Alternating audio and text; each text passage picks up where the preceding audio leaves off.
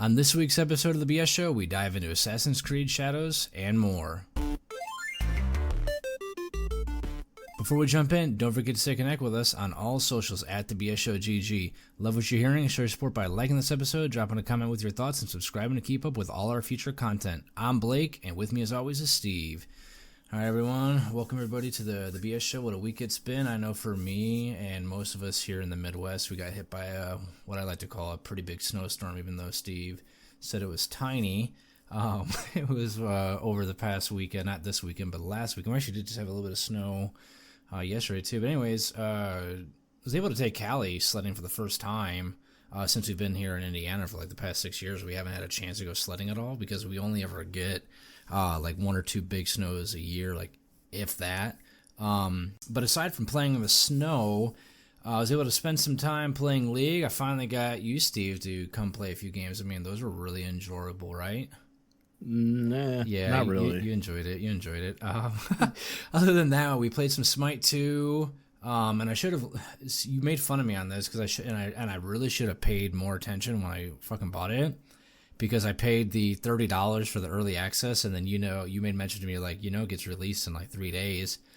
I was like, no, I didn't notice that. So I looked at the Steam thing, and it said it was releasing. Was it January 14th? So I pretty much paid $30 for a game that was coming out 3 days later for free. Yeah, and as soon as I saw it, I was like, "Oh no, dude! I can't believe." Yeah, you're like, "Did you see it? Did you see?" I was like, "What do you mean?" You're like, "It comes out for free in like 3 days." I'm like, "You gotta be fucking kidding me!" And I think by that point we already played a game or two, so like I was beyond that point of being able to refund it. Yeah. But besides that, I did play a single BG Blitz in WoW. And so, like, I'm not going to lie, like, when I hopped into it, I haven't played WoW in actually a little while. And I was thinking it was going to be kind of, like, refreshing, like I said, since I haven't played it in a little bit.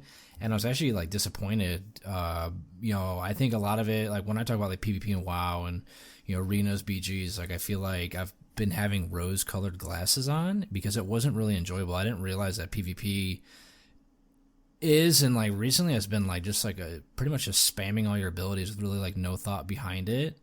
And I mean, like every class like has like 40 freaking abilities, and it's just so like chaotic that it's kind of really hard to enjoy it. And looking at it now, I'm like, man, they really should take a step back and remove a bunch of those buttons, because like I think WoW is one of the only MMOs besides maybe Final Fantasy and one other, I think EverQuest, that have like that many abilities. And like then when you consider like macros and add-ons, it's like way too much. And so now I can kind of see like why a lot of people haven't been playing PvP as much as what they have in the past. But I mean, that's enough on me, man. What about you? How's your week been? You having a good weekend? Or It's been good. I've been busy with work during the week, so only really having a couple hours throughout the day to game. Been playing a lot of Marvel Rivals. I thought you were gonna give it up. Yeah. It's still good. Playing a couple games here and there. I wouldn't even say it's too good. It's fun. It's fun to play. Like I said, it's fun to play games with friends. And that's playing the Luna biggest thing. Snow. No. I've honestly been playing a lot of tank. I've been playing a lot of Groot. Yeah, it is fun. It is enjoyable. It's not better than Overwatch. I definitely think Yes, Overwatch. It's no. I mean, granted, I haven't played Overwatch in a long time, so I can't necessarily say like today's Overwatch compared to today's Marvel Rivals. But I mean, realistically speaking, like Overwatch's peak was just so much better and so much more fun than Marvel Rivals, I think. You made any new Ninja Creamy ice creams? Nothing new. It's just a lot of the same. I bought a new protein powder, so I'm gonna try that one out. What flavor is it? Fruity cereal. Fruity cereal? Yeah, it tastes like Fruit Loops. I just smashed up a bunch of strawberries and pineapples, so I'm gonna try to make like a sorbet with that today. I did that yesterday. Nice, and I've been nice. looking forward to it. Yeah, well, when I did it last time, I put too much. I added like a bunch of water, so like when I made it, it kind of just tasted like water with like a hint of strawberry. Okay. Yeah. So, all right, man. Any other games you kind of played? I know you've been busy with work, but anything else really? Or did you like Smite 2? We played a few games of that. You liking Smite 2? Smite 2 was actually pretty fun. I mean, I enjoyed Smite. Like Smite is really, really enjoyable. Again, like the thing that gets me with League is the camera. the camera is just so hard to get accustomed to, especially with like games that I've played, and I've kind of played forever for my entire life. It's like you never really have anything like how League is set up, where it's if you move your mouse, like I can't tell how many times I saw myself like moving my mouse a little bit too much, and then I couldn't see my character, and I'm like, oh, yeah, you kept saying you were getting like lost in the camera. Or it's like I would try to like target something and like right clicking, but then if you miss the character by a little bit, your character just moves. Yeah. So it's like stuff like that. It's that's why it's the Smite is awesome, because you're moving with WASD. I can left click to attack, and if I miss my left click, I'm not going to be moving a bunch and then overexposing myself like I would with League. So you were liking, even though we were getting shit on like every single game. Yeah, it was still fun. It was still enjoyable. See, I was telling you like how I just cannot get used to the auto attacking, having a mouse one to do it, and I actually like looked it up, and I guess like there's a lot of guides on how to do it. Like you're not supposed to like hold down your mouse one, but like you're supposed to aim, and it's like you need to stop aiming at where they're at. You need to look at where they're going and slightly lead the shot. It's just not confusing, but it's just different after playing League for so long, where it's like you just click on the person and it automatically attacks them when you're within range. It's different, like having to actually aim your auto shot. But yeah. But you know, I mean, it's fun. I'm looking forward to playing some more. So speaking of League, Tencent, who owns Riot Games, they got labeled as a Chinese military company by the U.S. government. So it's kind of similar, like to Binance. Tencent. Basically, I think you were kind of explaining to me, like, with these Chinese companies, if you gather data, or maybe it might be if you're just a company, a Chinese company, that the Chinese government has access or has authority to access your data. So like I said, like Tencent, ByteDance, if any of these games or companies are gathering your information, all of our information now is available to the Chinese government, which is, I guess, a big no-no. So Tencent did say that like they're fighting it. They're fighting the label, stating it's a mistake, and it is kind of unclear like what the future of Tencent will look like for the U.S. if it does stick and their products are banned in the U.S. Because like I said, Tencent owns like some huge companies like Riot. They also own Supercell, and they're big shareholders in Ubisoft and Epic Games. Like I said, I don't know what this is going to do. I know with ByteDance, I know TikTok is supposed to be getting banned, or just it's not necessarily banned, but taken off the App Store. So no more updates, stuff like that. I kind of wonder what's going to happen with Tencent and all of its companies, because a huge portion of their market are Americans. So like, what's your take on this? Do you think it's gonna really affect them? Do you think that they're gonna be able to fight this? It's interesting because it's not necessarily like it's not like it's going to get banned, but it does put pressure on American companies to really start to kind of think whether or not they want to do business with Tencent. And that's kind of why I was telling you this is such a big deal, and it could potentially lead to a bigger situation where, say, companies like Riot and Blizzard and all that stuff are kind of forced to be either sold off or banned in the US because of all the tension between the Chinese and the United States. So it's crazy to see. Like I'm not 100% sure what's going to happen, and I don't think anyone really knows what's going to happen. It's like you said, they own so much. Yeah, if you look up Tencent, it's a huge fucking list, dude. Yeah, but we saw what happened with ByteDance, and I think Tencent as an organization has deeper ties with the Chinese government than ByteDance ever did. Granted, they both have similar business ideas in terms of like they gather a lot of data from the consumer. Like if you're buying skins in League, you're providing your information, you're using your credit card, PayPal, whatever. Like all that information is stored by Tencent. Yeah. Who, again, like they employ a bunch of CCP. I think the Chinese government owns like a certain percentage of the corporation itself, but you've already seen like the implications and like how much influence Tencent has on some of these other organizations that they own. I don't know if you remember this was a while back. It was like a Hearthstone streamer who said something about like free Hong Kong. This was during the tensions between Hong Kong and mainland China. I think I remember hearing about that. And because he said that, I think he won the tournament and he was basically banned just for simply saying free Hong Kong. And it's like little things like that they kind of, it's like they just censor so much, and anything that goes against the Chinese government is automatically seen as an attack. Oh, wasn't Marvel Rivals doing that too? Like you couldn't say like I love USA because it would filter it out, but you could say like I love China. You can't say free Taiwan. You can't say anything that like about Tiananmen Square, just things like that, which is crazy. And again, like Tencent owns WeChat, which WeChat is like the app of all apps. Like you cannot function in China without WeChat. WeChat is connected to everything that you do. It's how you text, it's how you pay your bills, it's how you get paid, it's how you make calls. Like it's literally an app that's integrated with everything that you do. And Tencent is such a vicious company that they kind of force all these different organizations to integrate with their app. Yeah. Otherwise, they just push them out. And it's like it started off as like a small, like just online chatting company that just slowly grew and grew and grew. And then it got the support from the Chinese government. And now it's this big conglomerate that just owns like a little bit of everything. Like they have partnerships with the NBA. I'm sure they have something probably with the NFL. And it's like, they're all over the place. They're not just in gaming. I feel like they're comparable to like a BlackRock in the U.S. where they have like, or like Berkshire Hathaway where they own like a little bit of everything. In a sense, except like Tencent as an organization is like a media organization. So they do kind of tend to stay in their lane in terms of that.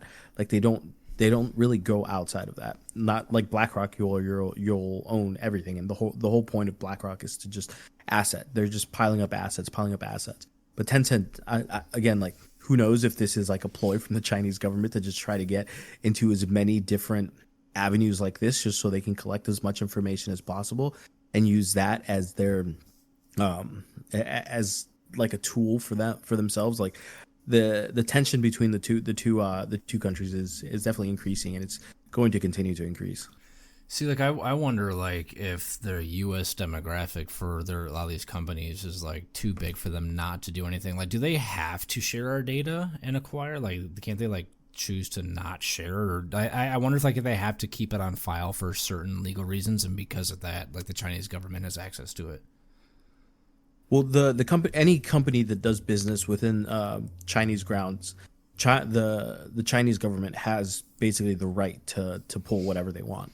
But like, why do they have to acquire our information? You tell me that they have to. I mean, I understand, like, let's just say we used PayPal or a credit card. Like, why do they have to store that information? I don't understand. I mean, they don't necessarily have to store it, but I mean, the likelihood of it being. Do you think it's just like a history of it is extremely high? I mean, again, like you're dealing with a company that's owned by a government that has been doing things against the U.S. government for quite some time. Like, I think recently we found out that there was like I don't know if you remember hearing about that Chinese spy that was found, who was basically a prostitute, and she was going around like sleeping with a bunch of like senators and house representatives. Yeah. And she was that's how she was getting her secrets. So it's like we still do have like espionage going on between the two countries. So it's it's the likelihood of them they're probably not using it to pull information from like your random Joe here, but it does allow them to get information from like, because again, like everyone plays video games. People love video games. Everyone watches the NBA. Everyone does stuff like that. So if you have someone who's like a government, he works for the government and he logs on to play League and he uses his credit card information to buy a skin. Now all of a sudden the Chinese government has some information on that person that they're then able to use to gather more information. So it's just things like that kind of compile, and eventually it's like you have so much that's when they kind of do their work. So I'm going to put my tinfoil hat on right now, and let me know what you think of this, okay? Just hear me out. So, like, when they announced TikTok ban, there's a huge outcry on it. People are, like, pissed at the U.S. government for doing this. I wonder, like, if these companies are banned from the U.S., like, I wonder if it's almost like they intentionally did it to get citizens mad at the U.S. government in case China, to get us to side with China. Does that make sense? Because like you said, like the tension's so high. Like I said, like if you go through like the comments of TikTok and shit like that, or like where they're talking about this stuff, people like pissed at the U.S. government. They don't like, they see, oh yeah, there's a ban on it, but they're not really understanding why. So they're so quick to like, oh well, the U.S. government, they're stealing our information, yada yada yada. Why do makes you wonder like if they're kind of doing it to get us to side with the Chinese government over the U.S. government in case something ever happened in the future. Well, yeah, I mean that's what people are going to say right off the bat, because we've had instances where companies like Facebook and Twitter have had data leaks, and Facebook has been caught with taking people's information and selling people's information. So it does happen in the U.S. and again, it just gets scary when it's an entity that we know nothing about. Like people aren't running to go move to communist China. Like no one wants to move to communist China, but people are running to move to the U.S. So that can kind of obviously tell you like how much different the governing forces are. I think in a sense, yes, it is going to create some sort of compassion towards China, and they do this. That is one thing that they kind of do. They tend to go after like countries that are known as like enemies of the U.S. Whether it's like we did something there that kind of that toppled their government, and did like we hear about it all the time where the CIA is going like South America and doing all this crazy stuff, and then China comes in and basically helps them rebuild in a way to kind of spread communism, but also at the same time to kind of strengthen their dollar and have this country now the dollar that they're trading on is the Chinese dollar versus the U.S. dollar. So it's kind of all scary. Like there's a lot of stuff that's kind of going on in the world right now, and again, like the threat of a potential hot war is high, but hopefully not in our lifetime.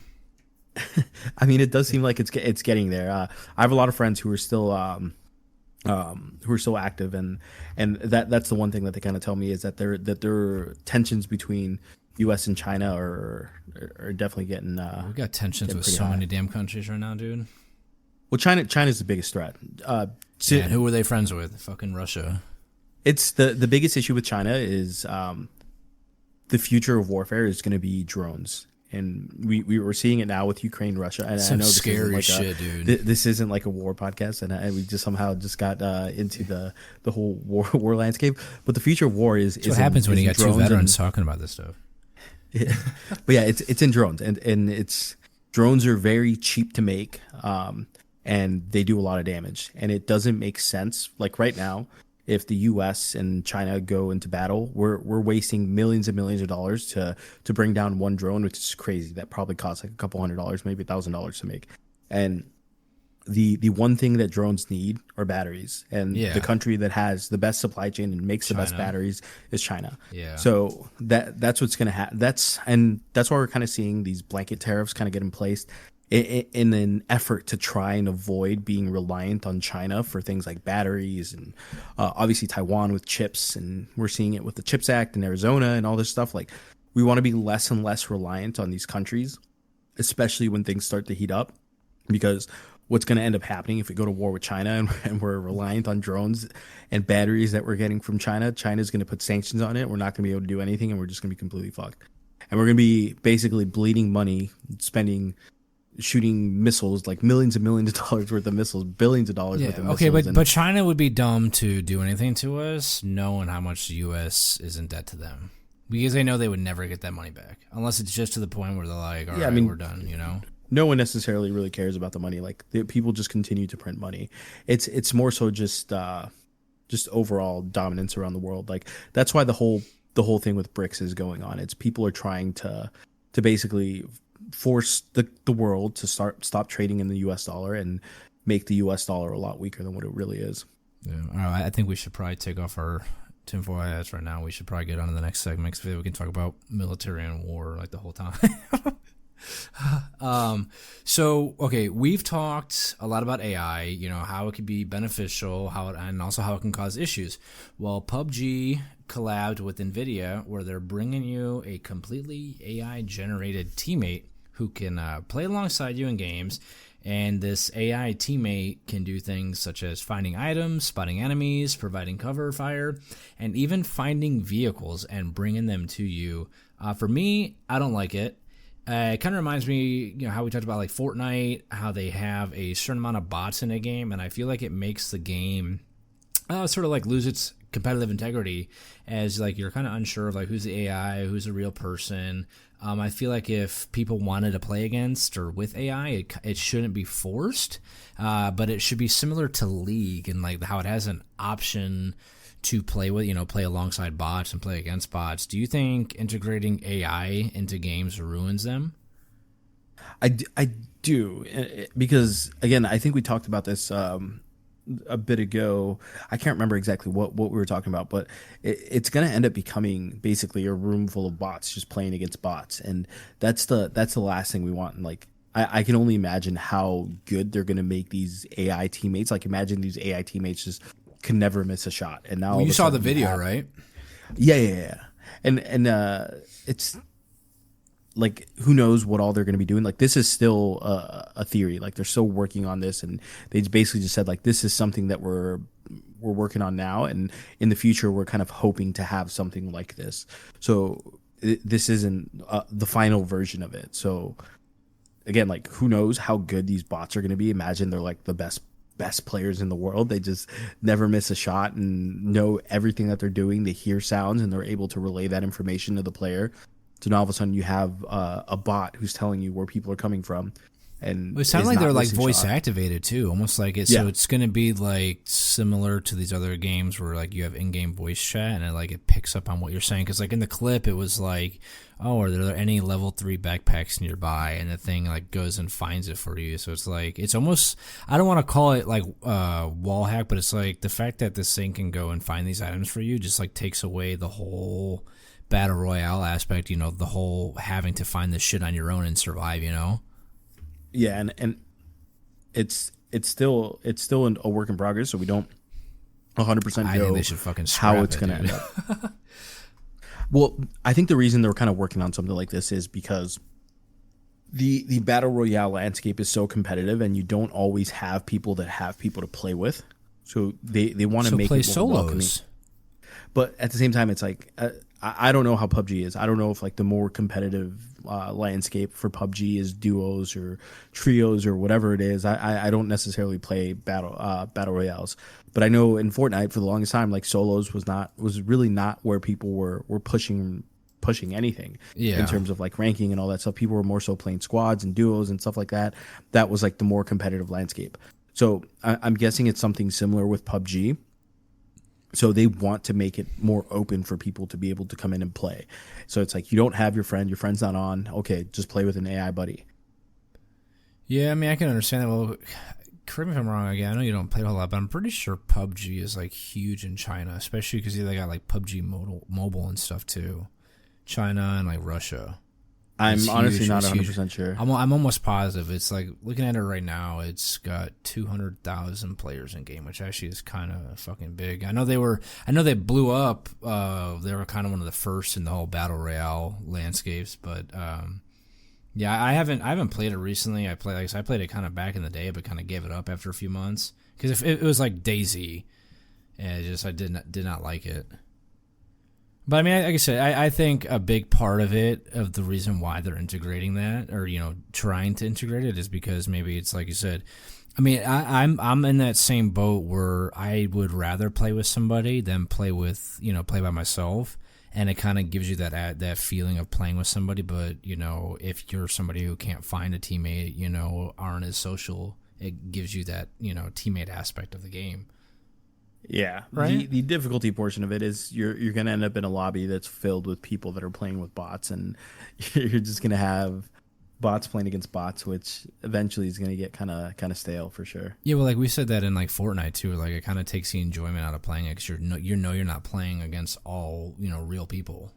Yeah, for sure. So before we get into our next topic here, don't forget to stay connect with us on all socials at the BS Show GG.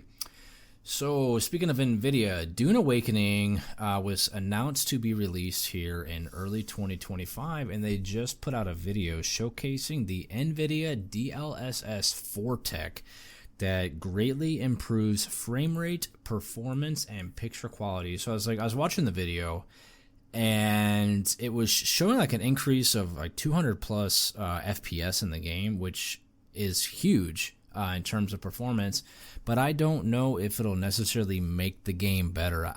This is not a game that I'm looking forward to getting. I know, like, really? Yeah. So like, okay, so like we've It talked. looks so sick. No, dude. Did you watch the trailer? Yeah, I did. Okay, you know me, I'm not really that big into these kind of games, but like what I was getting at with this is, like, you know, we've talked about how much money goes into like these top of the line graphics. And I just don't know if like the amount of money like they are going to be spending and doing this is even going to be worth it. Like you like, is this actually like, are you looking forward to this game? Like, do you have it on your fucking wish list and are ready to purchase it, or 100%? Really? After I saw the trailer, I was very, very intrigued. The only issue I have with the game is how the end game is centered around PvP, which is a little discerning to me. Like, I would love some like crazy PvE raids, and maybe they're still working on that, and maybe they're going to change it up to make these more PvE centered and not just PvP. Because the thing with MMOs, the things that keep MMOs alive are like these are the PvEers. Like, you don't see an MMO that has like crazy PvP and shitty PvE that does well. Like, it's very rare that you'll see an MMO that has high numbers and a lot of people playing it, that doesn't offer any sort of end game content in the form of like raids or dungeons, stuff like that. Like, wasn't that kind of like not Path of Exile, fucking what was that? Throne and Liberties kind of died off because of that same exact reason. Yeah, it's just, especially the way they're trying to do it, where it's very similar to Throne and Liberty, where it's you have these big spice storms, and the whole point when you see the spice storms pop off in the far away, you and your guild, you go out to it and you try to harvest as much of it as possible, but other guilds are able to go out there and do the same thing, and you use the spice as like currency to upgrade your levels and do everything, whatever it's buy new blueprints, stuff like that. Like, it just looks super cool. I love the concept of it. It looks like Destiny mixed with like Rust. The combat looked a little sloppy, but they're still working on it, so I'm hoping that there's some improvements. But that's why I wasn't looking forward to it, because I was like looking at it and I was like, the combat doesn't really look like it's going to be too good. It looks like Destiny. Like, that's what I'm thinking. Like, the way the game looks to me is Destiny with an open world, like a real open world. You're not just going from zone to zone to zone.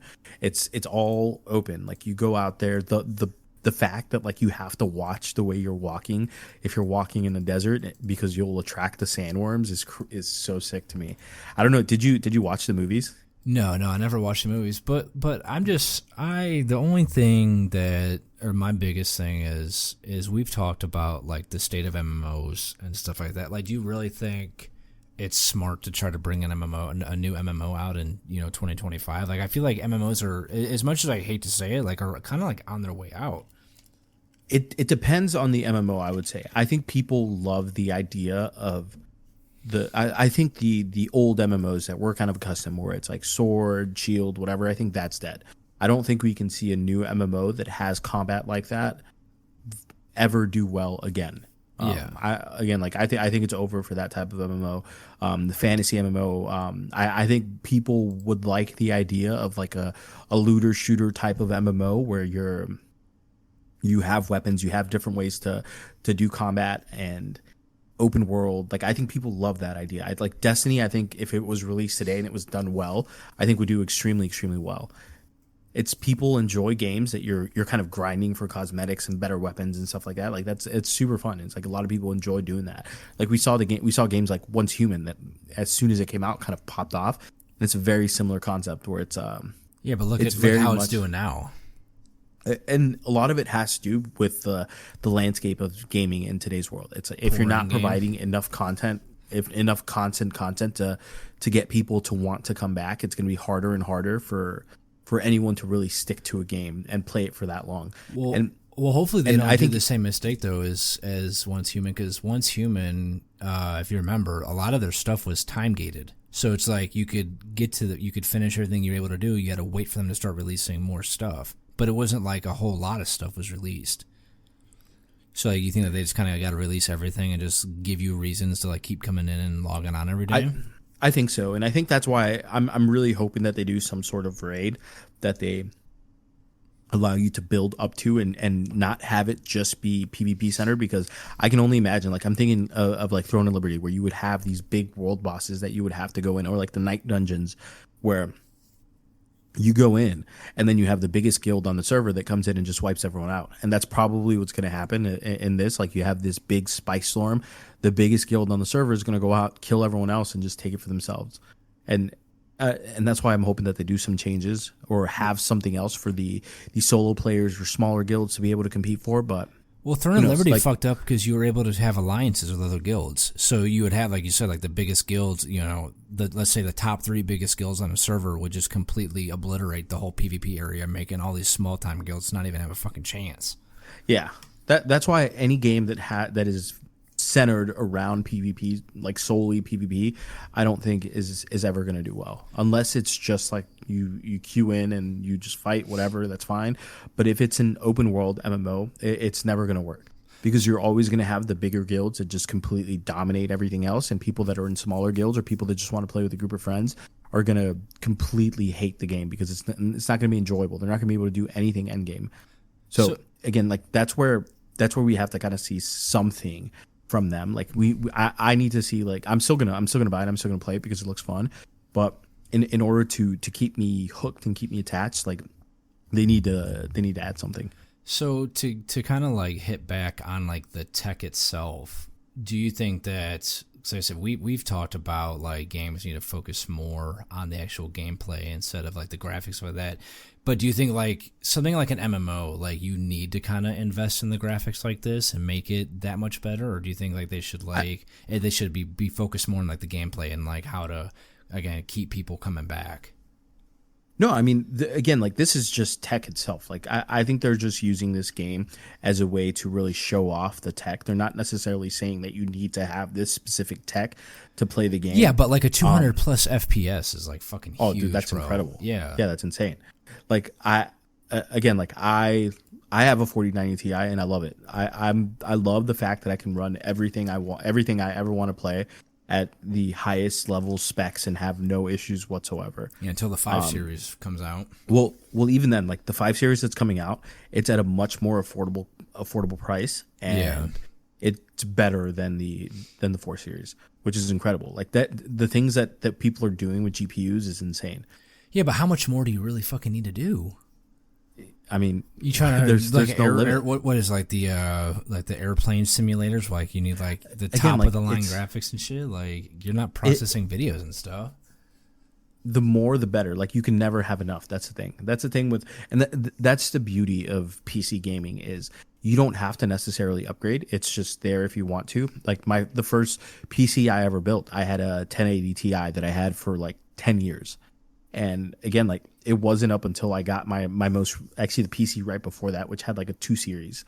But until then, like I bought this one, and it's like now it's the best thing I've ever had. Well, like I love it. I saw like the 5 series. You're talking about it only being like what, like $500-600 compared to what did the 4. Like, dude, I paid I think like $2,000 for my 4080. Yeah. So I think it's the 5090 is going to be around $2-3 grand. The 5070 is around like $400. Yeah, and they said it's supposed to perform better as well as the 4090. Yeah, 40. Yeah. Yeah. So, I mean that's nice because dude, it's especially like I've been thinking about pre-ordering it just because of the amount of fucking scalpers that you know are gonna hop on it and try to flip it like they did with the PlayStations.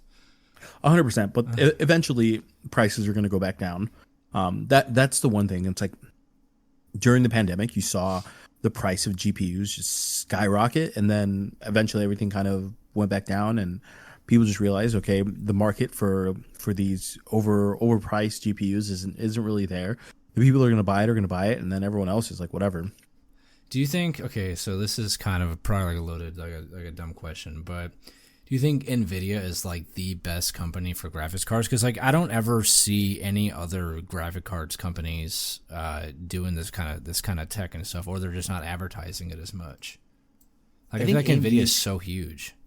I think AMD is catching up, but yeah, Nvidia is a beast at the moment. Like currently, the things that they're doing, not just with GPUs, like they're no longer just a GPU company. Like they are going very big into AI, and that's why they're as big as they are at this point in time. Well, look at how they're able to like automatically optimize your games. Like it's kind of fucking cool. So to hop on, okay, just to kind of wrap this one up. So like, you're excited for this tech, and you're excited to see how it's kind of implemented in this game. I'm more so excited for the game than the tech. The tech is awesome, and I mean it's great, but I'm probably not getting any of the 5 series for like again. I have a 49 Ti. I'm probably fine for like the next 5 to 6 years. Yeah, I'm probably not going to look at upgrading anything for a while. Okay, I was more so excited about the game, to be honest. Did you know? Did they put a price point on it yet, or is it still kind of on Dune? Yeah, it's probably going to be around like $60-$70. Should be free to play. I mean, who knows? It very well be free to play. It is a Sony exclusive, and I'm hoping it comes on PC. So maybe this is Sony's big live service game that they're after. Hopefully.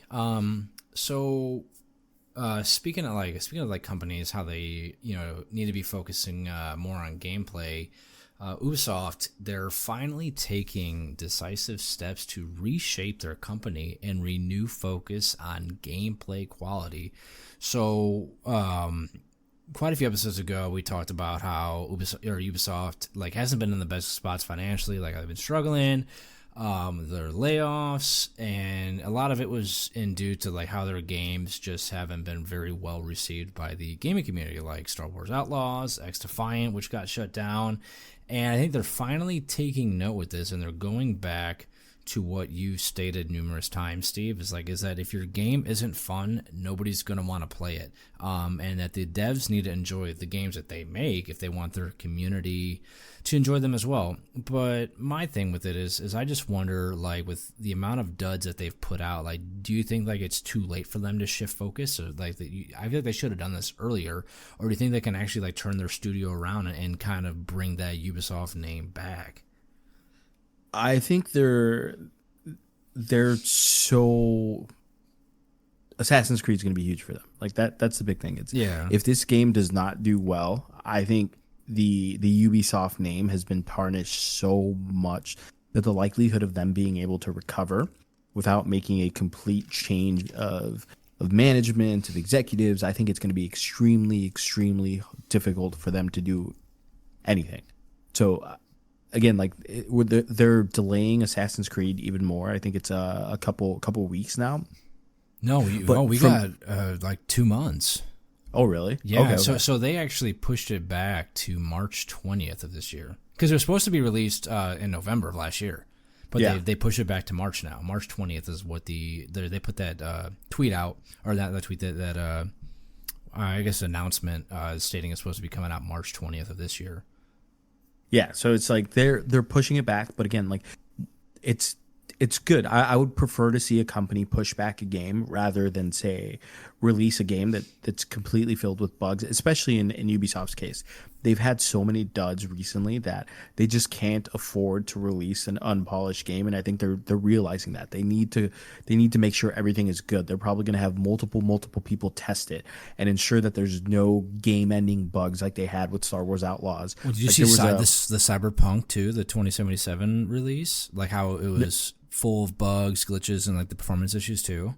Yeah. But again, like that's a different aspect than this, because again, it's in completely different companies. Ubisoft is completely in the shit right now. Like they've released nothing but games that people just completely hate. Like Star Wars Outlaws was a disaster at launch, and they just were not expecting it to do as bad as it did.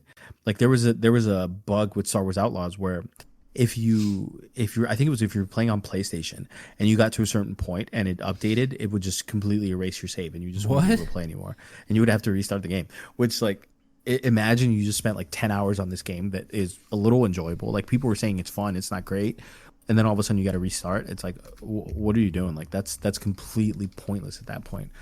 Like understandably so, like games are rushed to a point nowadays because they have to meet these deadlines to keep their shareholders happy. So at times you are going to get games that are released with bugs, and I think people have become understanding of that in a sense. But I wouldn't when it becomes necessarily a say norm. that because that's why I said Cyberpunk 2077 was because a lot of people they hope to God that it's not going to be another. Like I said, I know it's two different companies, but they said like I said, when that game was released, it was full of bugs, glitches, and performance issues, and a lot of people are like, as long as they don't have as bad of a release as they do, then they see it, being pretty good. Well, I think the biggest issue with Cyberpunk is they were trying too hard to make the game look incredible, and a lot of people's computers just weren't able to run it. Yeah. I know people were being able to play it completely fine on PlayStation on a PS5, but once it came to running it on PC, we're just having these game crashing bugs that just made it completely difficult. But again, like they were able to recover and they were able to release a DLC that basically turned the game completely around. They fixed the game and they released a DLC that was probably one of the best additions to a game ever. Yeah.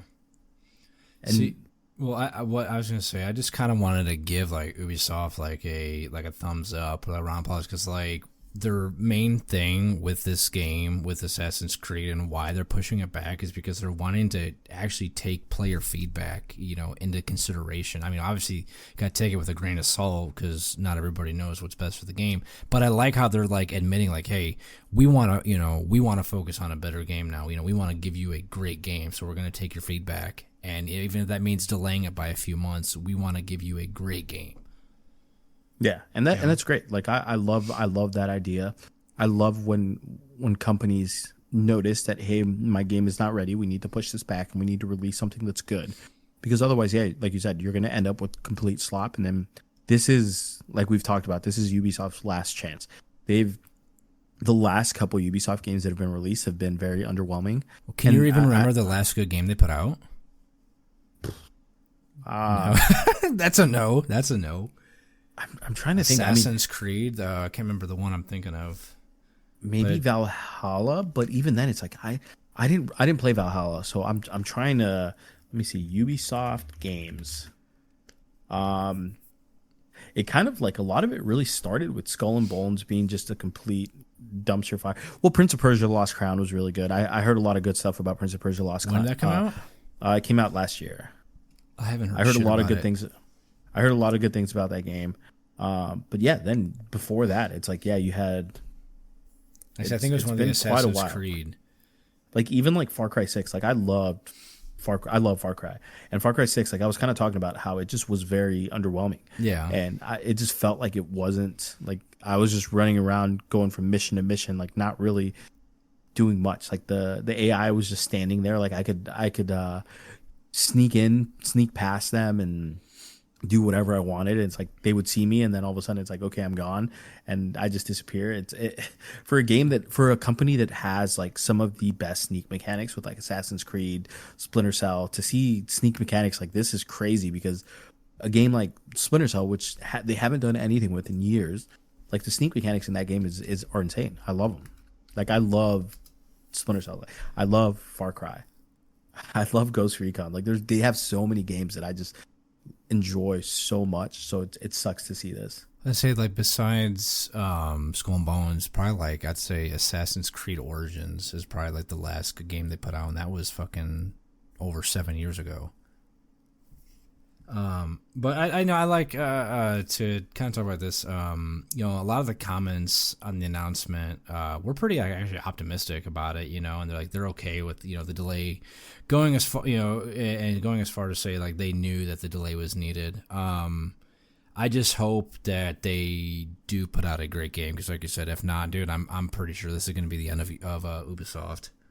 100%. So, do you have anything else you want to hit on with this? No, that was it. No?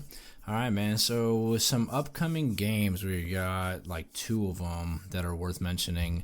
Donkey Kong Country returns, comes out January 16th on the Switch, which that's on my fantasy league, so hopefully it's very well taken. And then we got Dynasty Warrior Origins also releases on January 17th. Some games that you need to check out on Steam that are on sale right now is Hell Let Loose is 40% off at $35.99. Hollow Knight is 50% off at $7.49. And Disco Elysium Elysium, yeah, is 75% off at $9.99. And that's it for today's episode of The BS Show. If you enjoyed the unfiltered conversations, make sure to follow us on all socials at The BS Show GG. We appreciate you listening, and we'll be back next week with more straight talk, no BS.